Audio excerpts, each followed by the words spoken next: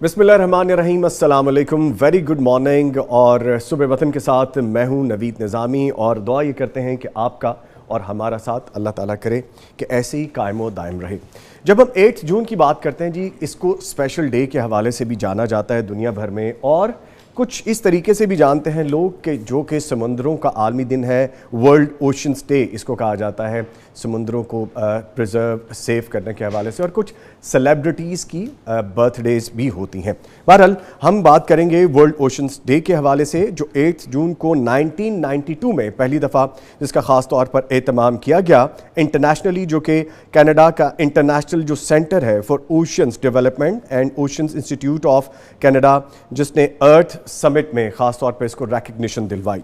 थोड़ी इसकी डिटेल में बात करेंगे, फिर आगे बढ़ेंगे कि यूएन कॉन्फ्रेंस ने environment and development in Rio de Janeiro, जो कि ब्राज़ील में है, वहाँ पे इसको इनॉग्रेट किया सबसे पहली मरतबा। जबकि पर्सनल कॉन्टैक्ट टू सी के हवाले से बात की गई कि हम जब समुद्रों पे जाते हैं तो हम करते क्या हैं, समुद्र को किस तरह से सेव किया जा सकता है। जो बहुत 5 बड़े आज़म हैं उनके हवाले से बात की गई, और जहाँ जहाँ जिन जिन शहरों में जिन जिन मुल्कों में समुद्र मौजूद है उनको हम कैसे साफ़ और बेहतर रख सकते हैं उसके बारे में आगाही दी गई। अच्छा, फिर कहा गया कि raise awareness about the circle role of the oceans place in आला। अच्छा, जो समुंदर है ये हमारी ज़िंदगियों में किस तरह से अहम रोल अदा करते हैं, इसके बारे में आवाम को आगाही दी जा रही है, और इसकी अहमियत के बारे में हर साल आगाही दी जाती है कि हम इनको किस तरह से सेव कर सकते हैं, प्रोटेक्ट कर सकते हैं, कौन सी ऐसी चीज़ें हैं जो फ्यूचर में हमें करने की ज़रूरत होगी। हर साल इसका एक थीम होता है, जैसे 2021 में जो ओशंस का थीम था लाइफ एंड लाइवलीहुड था, जो कि समुद्री नबातात हैं, जो आबी जानवर हैं, इसमें मछलियाँ हैं और जो दूसरी मखलूक़ात हैं, उनके हवाले से कि उनको किस तरह सेव किया जा सकता है, फ्यूचर के लिए किस तरह से इनकी अफजाइश पे हम ज़्यादा से ज़्यादा फोकस कर सकते हैं, क्योंकि ग़िज़ा का एक बड़ा ज़रिया भी समंदर है। अब 2022 में ओशंस की जो थीम होगी वो अटलांटिक ओशंस के हवाले से है, और आप जानते हैं कि जो दुनिया के 5 बड़े आज़म हैं उस हवाले से अटलांटिक ओशन जो है अपनी एक अहमियत रखता है। ये सेकंड लार्जेस्ट, जो दुनिया का दूसरा बड़ा लार्जेस्ट ओशन है, और 5 जो बड़े आज़म हैं, जो 5 ओशंस हैं उनके हवाले 1064,060 किलोमीटर्स बाय 2, यानी कि इतने बड़े इलाके पर ये मुहित है, एक बड़ा एरिया है जिसको प्रिजर्व करने की, सेव करने की ज़रूरत है। और it covers approximately 20% of the earth surface and about 29% of the water surface area. अब आप जान सकते हैं कि कितनी बड़ी तादाद है, 22%, 29%, 20%, मुख्तलिफ रेशोज़ और फिगर्स बताए जा रहे हैं जहाँ पे ये मुहित है। अगर इसकी थोड़ी डिटेल में बात करें कि किस तरह समुंदर फ़ायदेमंद हो सकता है, समुंदर हमारे सफ़र के लिए फ़ायदेमंद है, खुराक के लिए फ़ायदेमंद है, तिजारत का ज़रिया है, किसी भी मुल्क में रीढ़ की हड्डी की हैसियत रखता है कि जब आप समुंदर के ज़रिए कारोबार करते हैं, दूसरे ममालिक में तिजारत करते हैं, तो इसका बड़ा अहम रोल है। पिछले साल जो जदीद तरीक़ों से समुंदर की पायदारी को कायम रखने के बारे में भी बात की गई, इस पर फोकस किया गया कि इसको किस तरह से हम बेहतर साफ रख सकते हैं।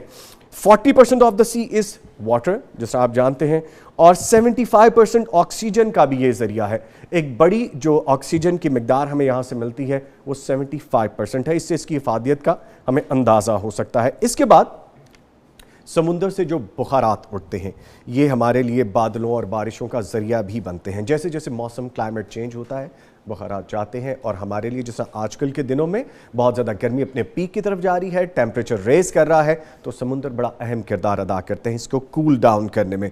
और जैसा आपको पता है कि समुंदर किसी भी मुल्क की तरक्की की ज़मानत है, जैसा मैंने कारोबार के हवाले से कहा, खुराक के हवाले से कहा, सफ़र के हवाले से कहा, एंटरटेनमेंट के हवाले से भी हो सकता है, और इसको साफ़ रखना बहुत ज़रूरी है। जब कोविड के दिन थे, आपको पता है कि बहुत ज़्यादा मुश्किल दौर पूरी दुनिया में आया, उसके बाद से सूरत हाल आपको पता है क्या है। एक सर्वे के मुताबिक बहुत ज़्यादा प्लास्टिक के जो ग्लव्स हैं वो निकल रहे हैं, मास्क इसमें से निकल रहे हैं। इसका मतलब है कि हमने डिजीज़ को भर के समुंदर में डाल दिया है। अब उससे जो मछलियाँ या जो भी मखलूक़ात उसमें मौजूद हैं, जब वो उसको खाएंगी या उसमें रहेंगी पोल्यूटेड वाटर में, तो आपके और मेरे लिए कितना नुकसानदेह हो सकता है। And C travels around the globe, पूरी दुनिया में ये ट्रैवल करता है, और जहाँ जहाँ ये पानी जाएंगे आपके और मेरे लिए, हमारी आने वाली नस्लों के लिए कितने नुकसानदेह हो सकते हैं। इसके बाद एक रिसर्च है जनाब कि 50% जो समंदर की गंदगी से भरने का मामला है चंद ही सालों में, अगर हमने ये अपनी रविश ना बदली तो जो आबी मखलूक़ात हैं उनके लिए जीना दूभर हो जाएगा। اور یہ گندگی اس حد تک بڑھ جائے گی سمندروں میں کہ 50% تک یہ ہو جائے گی، جو بھی مخلوقات ہیں وہ پھر پانی کے سرفیس کے اوپر آنا شروع ہو جائیں گی، ڈیپتھ میں نہیں رہ سکیں گی. It's a very very dangerous, ایک جو ہمیں سوچنے والی بات ہے جس پہ ہمیں کام کرنے کی ضرورت ہے. اچھا، اب اس کے ساتھ جب ہم لوگ سی سائڈ پہ جاتے ہیں، what to do and what not to do، ہمیں جو کرنا ہے اور جو نہیں کرنا، یہ چند چیزیں جو موٹی موٹی میں آپ کو بیان کر دوں کہ جب ہم سی پہ جاتے ہیں، انٹرٹینمنٹ کے لیے جائیں، انجوائمنٹ کے لیے جائیں، یا سم ٹائمز رات کو بیٹھنے کے لیے، یا دن کے کسی پہر میں اکیلے یا اپنی فیملی کے ساتھ جائیں، تو ہمیں یہ چند چیزیں نہیں کرنی چاہیے. پلاسٹک کے پالیتھین کی چیزیں اس میں مت پھینکیں، کیونکہ سال ہا سال، سینکڑوں سال بعد بھی آپ اس کو نکالیں گے تو یہ اسی صورت میں نکلے گا، کیونکہ ڈیزالو نہیں ہوتا. پھر آپ جو شیشہ، جو گلاس، جو کانچ کی چیزیں یا ٹکڑے، باٹلز، ایمٹی باٹلز ہیں جو پھینک دیتے ہیں جب آپ سوئمنگ کرتے ہیں، تو یہ آپ کی زندگی کے لیے، لوگوں کی زندگی کے لیے، اور جو آبی مخلوقات ہیں ان کی زندگی کے لیے کتنے ہارمفل ہو سکتے ہیں. So not to do this. اس کے ساتھ ساتھ آپ ریڈیوس کاربن فٹ پرنٹ. میں بار بار جب ہم پولوشن کے حوالے سے باتیں تو کرتے ہیں تو کاربن فٹ پرنٹ وہ چیز ہے کہ جو ہم الیکٹرانکس ڈیوائسز کے ذریعے، اپنی ٹریولنگ انسٹرومنٹس کے ذریعے، اپنی ٹرانسپورٹ کے ذریعے جنریٹ کرتے ہیں، وہ آپ کے، میرے لیے اور کسی بھی مخلوق کے لیے اتنی ہی نقصان دہ ہے جتنی ہم بات کرتے ہیں کہ فٹ پرنٹ کو کم کرنے کی ضرورت ہے کاربن کے اثرات کے حوالے سے. Eat sustainable food. ایسا فوڈ استعمال کریں جو اگر آپ وہاں پہ پیچھے لیفٹ اوور بھی کر جائیں، چھوڑ بھی جائیں، تو وہاں پہ جو سمندری مخلوقات ہیں وہ ان کو کھا سکیں، ایٹیبل ہو سکیں، یوز کر سکیں، نہ کہ شیشہ اور پلاسٹک، گتا، کاغذ وہ پھینک دیں جس سے وہ آبی مخلوقات مرتی ہیں. اور بڑی بڑی ایسی رپورٹس ہمارے سامنے آتی ہیں کہ بڑی تعداد میں فشریز جو ہیں، جو سی پہ ہمیں نظر آتی ہیں، چھوٹی یا بڑی ہوں، ان کی مرنے کی ریشو بہت زیادہ بڑھتی ہے. تو یہ بھی ایک نقصان دہ چیز ہے. Last but not the least کہ لیو نتھنگ بیہائنڈ. اپنی کوئی ایسی چیز جو کہ نقصان دہ ہو آپ کے لیے بھی اور دوسروں کے لیے بھی، وہ سی پہ مت چھوڑیں. So cut to short, moral of the stories کہ save your oceans so you can save your own sake and for your children sake and for your future sake. آنے والی نسلوں کو بھی تو کچھ دینا ہے. تو یہ 8 جون کے حوالے سے جو سمندروں کا خاص دن ہے، اوشینز کا ڈے ہے، اس حوالے سے میں نے بات کی. ہمارے پروگرام کا آپ کو فارمیٹ پتہ ہے کہ تلاوت قرآن کریم سے ہم آغاز کرتے ہیں. آج کا وظیفہ آپ کو بتاتے ہیں، آج کے جو سوالات ہیں وہ شامل کرتے ہیں، اور آج ہم سمندروں کے عالمی دن کے حوالے سے ہی بات کریں گے. ٹاپک آف دا ڈے میں نعت رسول مقبول پیش کی جائے گی اور خوابوں کی تعبیر بھی آج شامل کریں گے.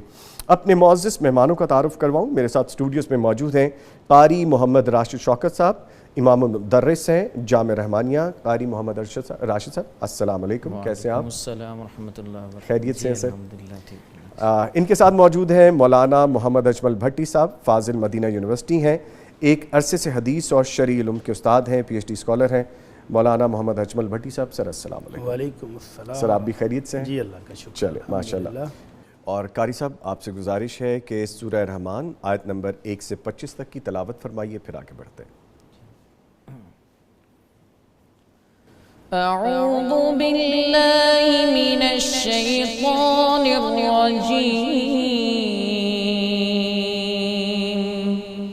بسم اللہ الرحمن الرحیم. الرحمن علم القرآن خلق الإنسان علمه البيان.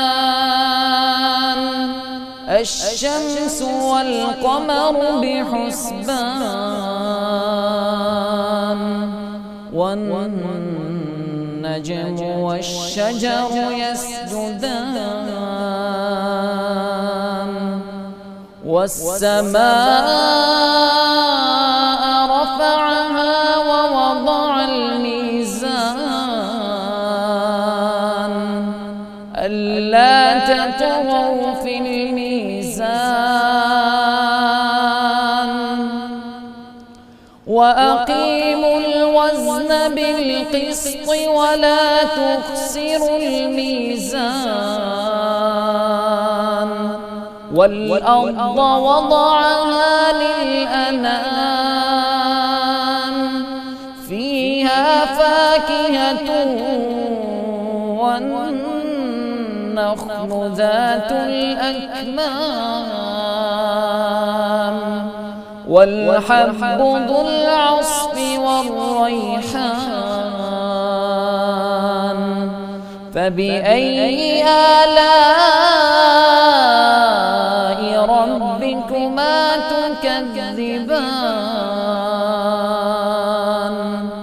خلق الإنسان من صلصال كالفخار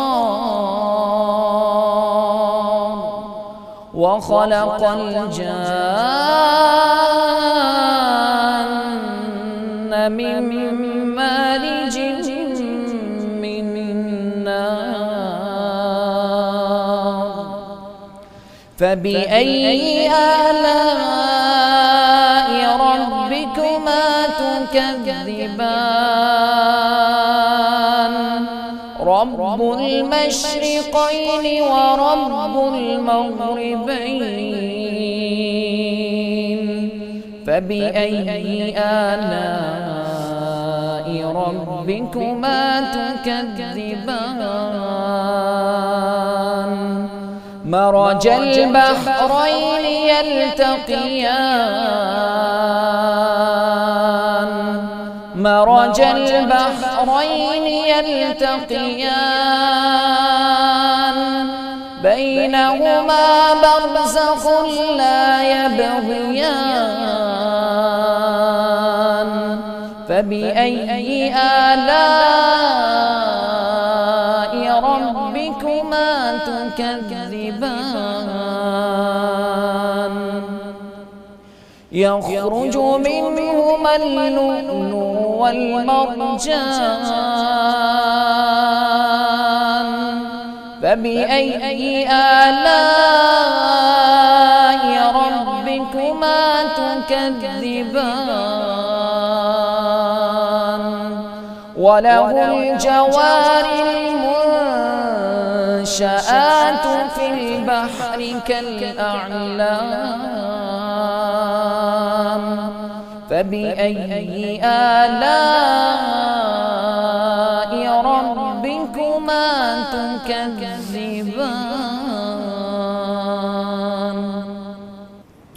ماشاءاللہ، جزاک اللہ قاری صاحب، اللہ تعالیٰ آپ کو جزائے خیر عطا فرمائے۔ بڑی صاحب، قاری صاحب نے جیسے تلاوت فرمائی ابھی، تو یہ انداز ملتا جلتا مجھے لگ رہا تھا، یہ کن کا انداز ہے اس طرح سے تلاوت کرنے کا؟ بہت سارے قرائے کرام ہیں جو اس آواز میں پڑھتے ہیں ماشاءاللہ، اور قاری صاحب کا یہ اپنا ذاتی لہجہ بھی ہو سکتا ہے ماشاءاللہ، خوبصورت انداز۔ اور جو آیتیں قاری صاحب نے پڑھی ان کے اندر اللہ رب العزت کی بے شمار رحمتوں کا ذکر ہے، برکتوں کا ذکر ہے، اس خوبصورت کائنات کا ذکر ہے۔ اور جو شروع میں آپ نے انٹرو میں کہا نا، یہ سمندر سے ہمیں کیا ملتا ہے، اینڈ پر آپ نے جا کر کہا جیو اور جینے بھی دو۔ جی، آپ انجوائے کر کے آتے ہو تو وہاں کی مخلوقات کو عذاب میں تو نہ ڈالو۔ تو اللہ تعالیٰ نے ہمیں یہ کائنات بہت خوبصورت بنا کر دی ہے، ستیہ ناس ہم خود ہی کر رہے ہیں۔ تو اگر ہمیں چاہیے کہ ان سمندروں سے فائدہ لینا ہے تو پھر ہمیں بھی کوئی تھوڑا سا احتیاط کرنی چاہیے۔ اور اللہ رب العزت کی رحمتیں اور نعمتیں دیکھیں کہ موتی نکل رہے ہیں، پیٹرول نکل رہا ہے، گیس سمندر سے نکل رہی ہے، خوراک نکل رہی ہے، خوراک زمین کی نسبت سمندر سے زیادہ مہیا ہو رہی ہے۔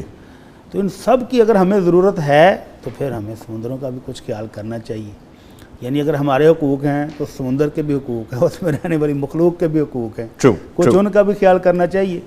تو جو آخر میں آپ نے جا کر رزلٹ نکالا کہ جیو اور جینے دو، اس کو مد نظر رکھیں، تو یہ کائنات خوبصورت بہت ہے، سبحان اللہ۔ اور اس میں طرح طرح کی اللہ نے نشانیاں پیدا کر کے ہمیں غور و فکر کی طرف توجہ دلائی۔ غور کر لو کہ اتنا بڑا سمندر، اس میں اتنی بڑی بڑی مخلوقات، ان سب کا خالق اور مالک اگر وہ اللہ ہے تو انسانوں تمہارا بھی وہی ہے۔ بے شک، جیسا قاری صاحب نے بھی تلاوت میں یہی بار بار ہمیں اشارہ ملتا ہے، بار بار کہا جاتا ہے، اور تم اپنے رب کی کس نعمت کو جھٹلاؤ گے۔ نعمتیں اتنی ہیں، گننے بیٹھ جو گن نہیں سکتے ہو۔ ٹھیک، تو شکر گزاری میں اضافہ کرنا چاہیے۔ ٹھیک، بڑی صاحب آج کا وظیفہ بیان فرمائیے، پھر آگے بڑھتے ہیں۔ بسم اللہ الرحمن الرحیم، الحمدللہ رب العالمین، والصلاة والسلام علی اشرف الانبیاء والمرسلین، اما بعد۔ نظامی صاحب، آج کا جو وظیفہ ہے یہ ایک ایسے دن کام آنے والا ہے جس دن ساری مخلوق پریشان ہوگی، کسی سہارے کی، کسی سپورٹر کی، کسی سفارش کرنے والے کی تلاش میں ہوگی، اور ساری مخلوق مل کر والد گرامی آدم علیہ السلام کے پاس جائیں گی اور وہ معذرت کر دیں گے کہ نہیں بیٹا آج میرے اختیار میں کچھ نہیں ہے۔ ابراہیم علیہ السلام کے پاس جائیں گے اور وہ بھی کہیں گے کہ نہیں بیٹا نہیں، میں آج نہیں کام آ سکتا۔ عیسیٰ علیہ السلام، موسیٰ علیہ السلام، بڑے بڑے تمام انبیاء کے پاس جائیں گے اور وہاں ان کو سپورٹ نہیں مل سکے گی۔ اور سپورٹ کی ضرورت کیوں ہے کہ سورج 1 میل کے فاصلے پر، اور حدیث بیان کرنے والے راوی کہتے ہیں مجھے پتہ نہیں ہے کہ یہ 1 میل جو وہ میٹروں کے اندر آپ پیمائش کرتے ہیں وہ ہے یا سرمہ دانی کے اندر جو سلائی ہوتی ہے عربی میں اس کو بھی میل کہتے ہیں، مجھے نہیں پتا کہ دونوں میں سے کون سی ہے۔ بٹ صاحب وہ تو بہت نزدیک ہے، پھر جیسے اگر وہ 1 میل بھی ہو تو پھر بھی نزدیک ہے، بہت نزدیک ہے، اور اگر وہ سرمے والی سلائی کے برابر ہو تو پھر تو بہت قریب پھر ہے، تو ہمارے سروں پہ ہی ہے، پھر تو حشر ہو جائے گا۔ حشر ہو جائے گا۔ تو مخلوق پریشان ہے کہ کون جا کر رب العالمین کے سامنے ان کی سفارش کرے کہ کم از کم حساب کتاب شروع ہو جائے۔ تو اس روز جس ہستی کی سفارش مل سکتی ہے مجھے اور آپ کو اور ہم سب کو ضرورت ہے، اس کی بکنگ آ جائے، ماشاءاللہ، اور دن اور رات میں 5 مرتبہ ہو سکتی ہے، ماشاءاللہ، تو وہ بکنگ کرا لینی چاہیے۔ اب جب اللہ کی رحمت مل رہی ہے تو کیوں محروم رہیں؟ بے شک۔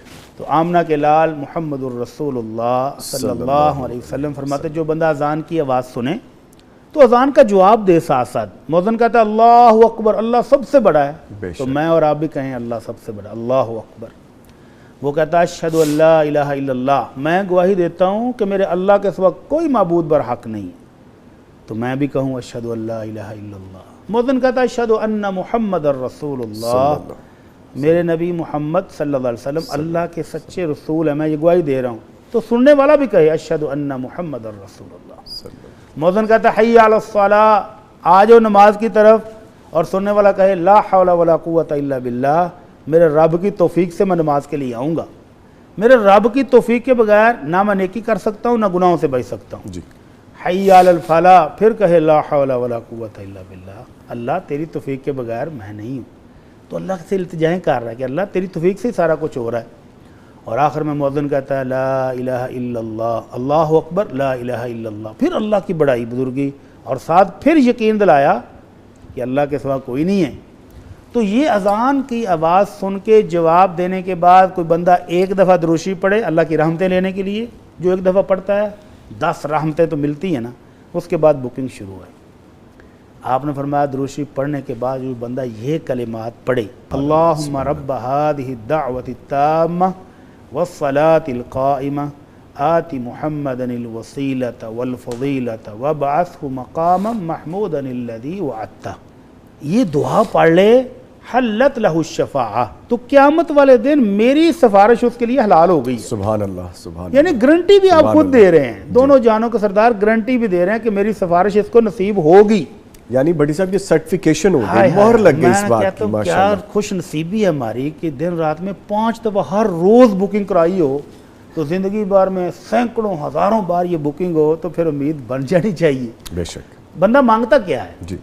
کہ اللہ یہ جو دعوت توحید تو نے دی ہے، اس دعوت کے مالک، اس نماز کے مالک، ہمارے محبوب ہمارے مصطفیٰ صلی اللہ علیہ وسلم کو شان و شوکت جس کا تو نے وعدہ کیا ہوا وہ بھی دے دے، اور جنت کے اندر جو محل، وسیلہ ایک محل ہے، ایک جگہ ہے، اور فرمایا کہ وہ جگہ اللہ نے صرف ایک ہی ہستی کو دینی ہے اور مجھے امید ہے کہ میں وہ ہوں گا۔ تو بندہ امتی درخواست کرتا ہے کہ اللہ میرے محبوب مصطفیٰ صلی اللہ علیہ وسلم کو وہ مقام عطا فرما دے، اور وہ مقام محمود بھی عطا فرما دے جس کا تو نے وعدہ کیا۔ مقام محمود کیا ہے؟ جب ساری کائنات مخلوق سارے انبیاء سے مایوس ہو کر آپ کے پاس آئے گی تو آپ نے فرمایا ہاں آج حمد و ثنا کا جھنڈا میرے پاس ہے، آدم سے لے کر ابراہیم اور ابراہیم سے لے کر عیسیٰ سب میرے جھنڈے تلے جمع ہیں، اور پھر آپ اللہ رب العزت کے سامنے سجدہ کریں گے عرش کے نیچے جا کر، اور اللہ تعالیٰ اپنے محبوب کو کچھ حمد و ثنا کچھ تسبیحات سکھائیں گے تازہ، اور آپ اس کے مطابق سجدہ جب کریں گے بڑا طویل سجدہ، تو پھر اوپر سے آرڈر ہوگا رب العالمین کی طرف سے کہ میرے محبوب ارفع راسک، اب آپ اپنا سار اٹھا لیں، سل تعطا، اب مانگیں، اب کیا مانگتے ہیں، سبحان اللہ، اشفع تشفع، اب آپ سفارش کریں، کس کس کی کرتے ہیں ہم وہ قبول کریں گے۔ سبحان اللہ۔ تو یہ ہے وہ مقام محمود جس کا بندہ اللہ سے دعا کرتا ہے ہر اذان کے بعد، اور یہ دعا مانگنے والے کو کیا نصیب ہوگا کہ وہ مقام محمود پر جب محبوب صاحب کی سفارش کریں گے تو اس کو بھی سفارش نصیب ہوگی. اللہ مجھے اور آپ کو ان خوش نصیبوں میں شامل فرما دے. آمین. تو اذان سنتے ہی فوراً اذان کا جواب دینا شروع کر دیں اور اس کے بعد یہ بکنگ کرانا مت بھولیں. اللہم رب هذه الدعوة التامة والصلاة القائمة آت محمدا الوسيلة والفضيلة وابعثه مقاما محمودا الذي وعدته. اللہ تعالی ہم سب کو ان خوش نصیبوں میں شامل فرمائے. آمین. یعنی بھائی صاحب جب روز محشر سب طرف نفسی نفسی ہو رہا اللہ ہوگا اکبر تو نبی کریم صلی اللہ علیہ وآلہ وسلم موجود ہوں گے ہمارے لیے.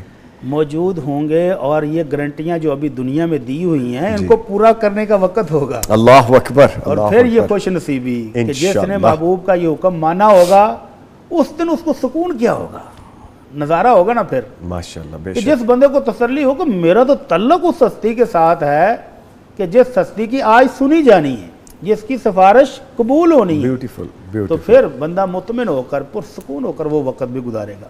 ٹھیک ہے. لیں سر آج کے جو سوالات ہیں وہ شامل کرتے ہیں. جی پہلا سوال ہے اگر شوہر کے کپڑے دھوتے ہوئے ان سے پیسے نکل آئیں. واہ کیا بات ہے, لاٹری نکل آئی. جی. شوہر کو یاد بھی نہ ہو تو کیا انہیں بتائے بغیر بیوی وہ پیسے استعمال کر سکتی ہے؟ یہ تو گھر گھر کی مجھے وہ سٹوری لگ رہی ہے بھٹی صاحب کے ہر ابھی طرف. آپ بھی کہہ رہے تھے کہ میں گھر والوں سے کہتا ہوں کہ میرا وہ کوٹ, میری وہ شیروانی, میری وہ واسکٹ کدھر ہے, تو وہ کہتے ہیں تو گاڑی کو چھوڑ آتا ہے, کبھی کسی گاڑی کبھی کسی میں کبھی کسی میں, ہمیں بتاتا بھی نہیں. جی. تو ایسا ہو جاتا ہے جی. ہر گھر میں تقریباً ایسا ہوتا ہے اور بیویوں کو خوشی بھی بڑی ہوتی ہے. آج تو لاٹری نکل آئی ہے. وہ پلیئر ہی علیحدہ ہوتا ہے نا. یعنی وہ پیسے جو خاوند نہیں دینا چاہ رہا تھا وہ مل گئے, وہ آگے پاس. اللہ کے رسول صلی اللہ علیہ وسلم فرماتے ہیں وَالْمَرْأَةُ رَاعِيَةٌ عَلَى بَيْتِ بَعْلِهَا وَوَلَدِهِ, کہ اللہ کے رسول نے ذمہ داری دے دی کہ عورت اپنے خاوند کے گھر اور جو کچھ اس کے اندر موجود ہے, وہ سامان ہے, وہ پیسے ہیں, وہ کپڑے ہیں, جو کچھ بھی ہے, اور جو بچے ہیں, ان سب کی ذمہ دار یہ عورت ہے. اور قیامت والے دن اس سے یہ پوچھا جانا ہے کہ جو ذمہ داری دی تھی وہ کیسے نبھائی ہے. تو اب یہ باہمی انڈرسٹینڈنگ, باہمی محبت پر ہے کہ اگر تو میاں بیوی کا اتنا مثالی تعلق ہے خوبصورت کہ لاکھوں روپے بھی خاوند کے پڑے ہوں تو بیوی کو پرواہ نہیں, اور اگر بیوی نے اٹھا لیے تو خاوند کو بھی پرواہ نہیں, کہتے میرے گھر والے ہیں ٹھیک ہے. اور اگر تعلقات اس نوعیت کے ہیں کہ خاوند کو اپنی جیب میں پڑا ہوئے 100 روپے بھی یاد رہتے ہیں, 500 روپے بھی اس کو برداشت نہیں ہوتے, اور وہ پوچھتا ہے کہ میری جیب میں اتنے پیسے رہ گئے تھے وہ کہاں گئے, اور اس بات پر اگر گھر کا ماحول خراب ہوتا ہے تو زوجہ محترمہ کو شرافت کے ساتھ وہ پیش کر دینے چاہیے کہ جناب یہ آپ کپڑوں میں بھول گئے تھے اور یہ دھوتے وقت نکل آئے ہیں. پھر وہ اجازت دے دے تو استعمال کر لے, اجازت نہ دے تو واپس کر دے. لیکن اگر محبت, پیار, شفقت موجود ہے اور ہونی چاہیے, اور خاوند کو اس بات کی کوئی زیادہ تکلیف بھی نہیں ہونی چاہیے کہ جو پیسے رہ گئے ہیں بیوی نے دھوتے ہوئے نکال لیے, گھر میں استعمال ہو گئے, کوئی بات نہیں. اگر اتنی شفقت اور نرمی ہو تو گھر کا ماحول مثالی بن جاتا ہے. اور اگر اتنی چھوٹی چھوٹی باتوں پر آپ ایک دوسرے کی پکڑ کرنے لگ جائیں, ہاں جی لائیں جی حساب کتاب دیں جی, پھر مشکل ہو جاتا ہے. اچھا بھٹی صاحب مجھے جو انڈرسٹینڈنگ آتی ہے کہ ہم جب اپنی طرف دیکھتے ہیں تو پھر مجھے یہی ذہن میں آتا ہے کہ your better half, your family, your immediate family, اگر آپ ان کے لیے نہیں کریں گے تو کن کے لیے کریں گے؟ ساری آپ کماتے کس کے لیے؟ Yes exactly. اگر انہوں نے لے لیا تو کیا فرق بندہ پڑتا ہے؟ اوور ٹائم بھی لگا رہا ہے, راتوں کی ڈیوٹی بھی کر رہا ہے, دن کی بھی کر رہا ہے, بزنس مین رات دن ٹور پر بھاگے ہوئے ہیں, تو ان کے لیے ہے. تو اگر کچھ چیز جو آپ نے ہاتھ سے نہیں دی اور وہ آٹومیٹک چلی گئی ہے تو الحمدللہ انہی کی تھی. اور پھر وہ حدیث یاد رکھ جی. اللہ کے نبی صلی اللہ علیہ وسلم سے ایک صحابی نے پوچھا تھا کہ اللہ کے رسول میرے پاس ایک دینار ہے, کہاں خرچ کروں؟ جی تو آپ نے فرمایا اپنے اوپر خرچ کر لو. کہنے کہ جی اگر ایک اور بھی ہو تو آپ نے فرمایا بیوی بچوں پر خرچ کرو. جی جی ایک اور بھی ہے, آپ نے فرمایا عزیز و کاروں پر خرچ کرو, گھر کے ملازموں پر, نوکروں پر, خادموں پر. کہنے لگا جی ایک اور بھی ہے, آپ نے فرمایا اب تو بہتر جانتا ہے کہاں خرچ کرنا ہے. لیکن ساتھ یہ بھی فرمایا کہ ان تمام دیناروں میں سے افضل ترین دینار جو ہے وہ ہے جو تم نے بیوی بچوں پر خرچ کی. بیوٹیفل. تو اگر اس کو صدقے کی نیت سے بندہ بیوی بچوں پر خرچ کرے کہ یہ جو میں کر رہا ہوں یہ بھی نیکی لکھی جائے گی, تو اللہ اس کا بھی اجر و ثواب دیتا ہے. بے شک. اچھا بڑی صاحب اس میں ایک اور چیز بھی جو میرے ذہن میں آتی ہے, اگر آپ کسی کو خوشی دینا چاہتے ہیں اور آپ کا بیٹر ہاف ہے, آپ جان بوجھ کے ٹوکن آف لو کے طور پہ کچھ رکھ دیں اس میں, تو وہ جو خوشی ملے گی وہ کتنی خوبصورت ہوگی. الحمدللہ. تو یہ بھی کیا جا سکتا ہے. اگر یہ محبت کا انداز ہو جائے گھروں میں تو اس سے بڑھ کر اور کیا ہو سکتا ہے. بیوٹیفل. ٹھیک.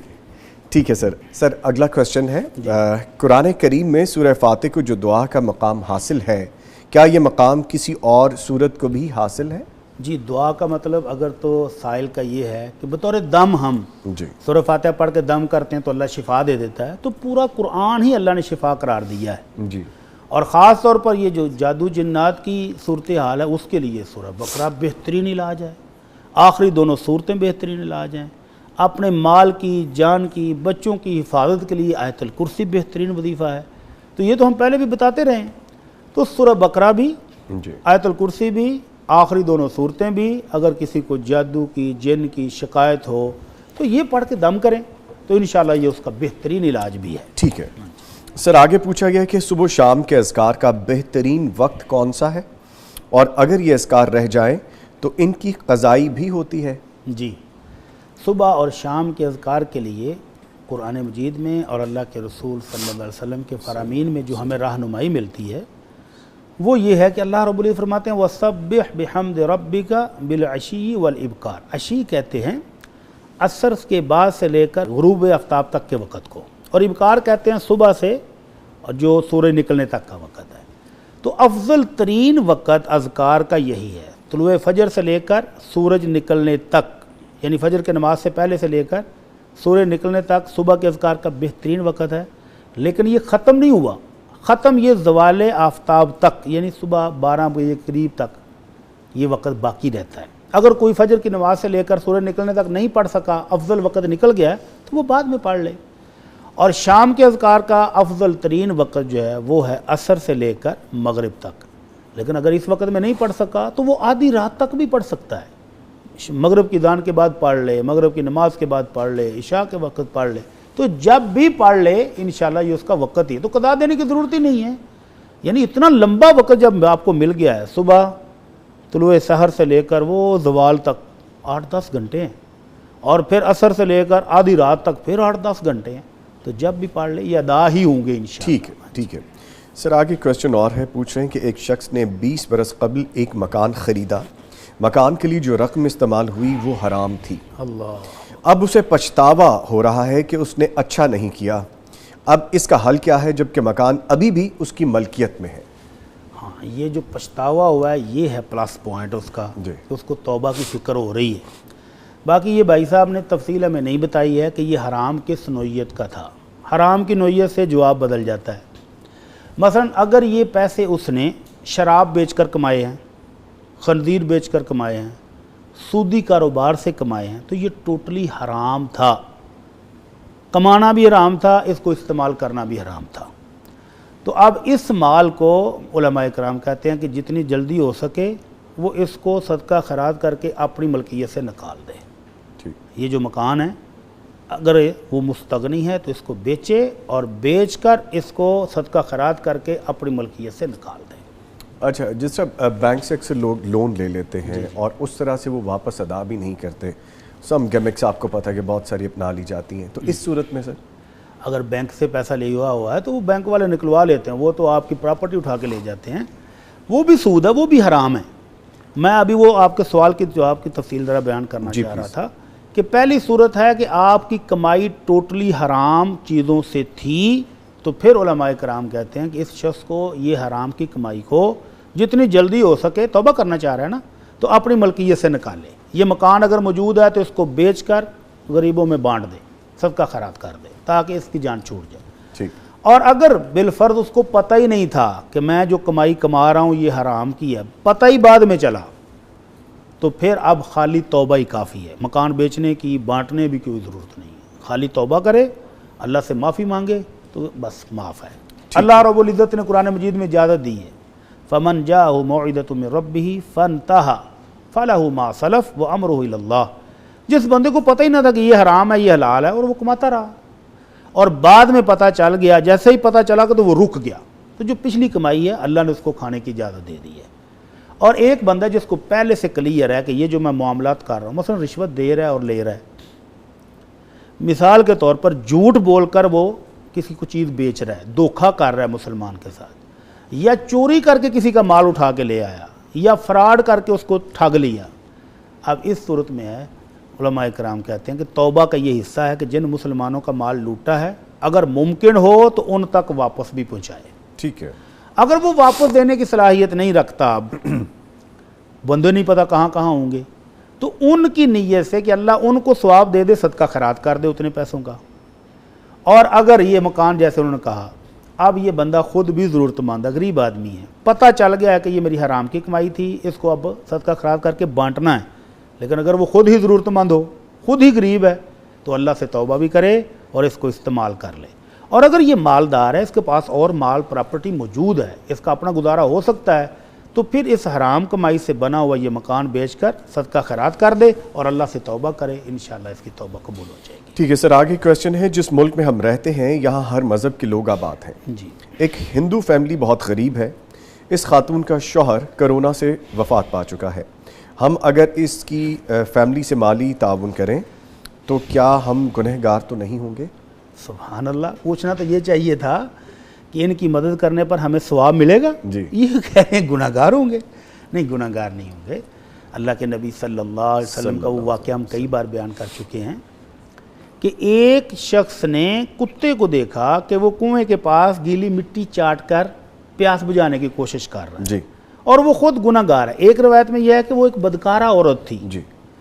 اس کو ترس آ گیا، وہ کنویں میں اتری، پہلے خود پانی پی کے آئی تھی، واپس آئی، دیکھا کتا بھی پانی کی تلاش میں ہے، تو واپس گئی، اپنا موزہ پانی سے بھر کر لائی اور اس کتے کو پلایا.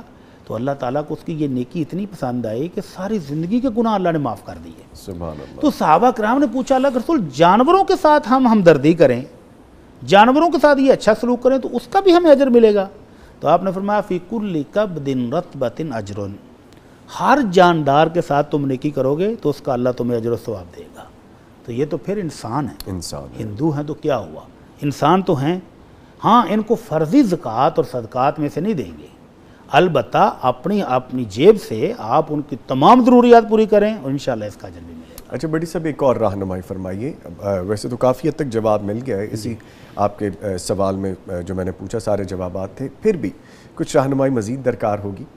ایک شخص آپ کو فون کرتا ہے اور وہ نان مسلم ہے، کسی اور مذہب سے اس کا تعلق ہے، وہ فون کر کے کہتے ہیں کہ مجھے مدد کی ضرورت ہے اور آپ اس کی مدد کر دیتے ہیں، واٹ ایور، جو بھی، جب بھی، جتنی بھی آپ کی استطاعت ہے، تو اس کا بھی ثواب ملے گا؟ بالکل ملے گا، اگر وہ ضرورت مند ہے، جینون ضرورت مند. آج کل پیشہ ور بہت ہیں. جی. اگر آپ نے چیک کر لیا کہ واقعی وہ ضرورت مند ہے، مثلا بیمار ہے، آپ نے اس کو میڈیسن لے دی، آپ نے اس کا علاج کروا دیا، بھوکا پیاسا تھا، اس کو کھانا راشن فراہم کر دیا، کپڑوں کی ضرورت تھی، کپڑے دے دیے، تو انشاءاللہ جیسے میں نے کہا کہ اللہ کے رسول نے فرمایا ہر جاندار میں جانور بھی ہیں، انسان بھی، ہر چیز شامل ہے، جس کے ساتھ بھی آپ نیکی کریں گے انشاءاللہ اس کا اجر و ثواب ملے گا. ٹھیک ہے سر، آگے ایک بڑا امپورٹنٹ کویسچن ہے کہ میرے شوہر ذہنی ٹینشن کا شکار ہیں، انہوں نے نشہ کرنا شروع کر دیا ہے، وہ مجھے اور اپنے والدین کو ذلیل کرتے ہیں. ہم جب انہیں منع کرتے ہیں تو بولتے ہیں کہ اس سب میں وہ بے قصور ہیں کیونکہ ان کے بقول وہ اللہ کی مرضی سے ہی ایسا کر رہے ہیں. ہم جس اذیت سے گزر رہے ہیں ہمارا رب جانتا ہے. براہ کرم ہماری رہنمائی فرمائیے کہ ہم انہیں کیسے سمجھائیں اور انہیں راہ راست پر لانے کے لیے کوئی وظیفہ بھی ہے تو ضرور بتائیے. ابھی فی الحال تو وہ سمجھنے کی پوزیشن میں ہی نہیں ہے. جی.